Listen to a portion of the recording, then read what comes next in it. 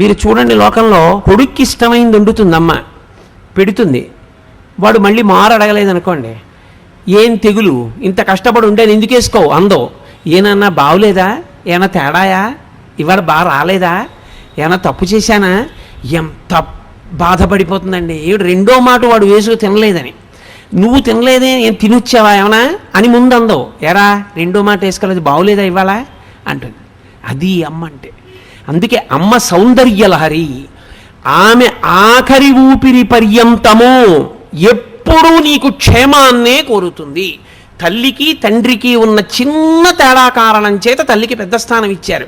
తండ్రి సమానుడు, నేను తక్కువ కాదని కానీ, తండ్రి పనికి మాలిన వాడని కానీ, తల్లితో సమానుడు కాదని కానీ నేను ఎక్కడా మాట్లాడటం లేదని మీరు గుర్తుపెట్టుకోవాల్సి ఉంటుంది. కానీ తల్లి తండ్రి కన్నా గొప్పది అన్న విషయం చెప్పడానికి నేను కించిత్ వెనకాడను, వేదమును నమ్మాను కాబట్టి.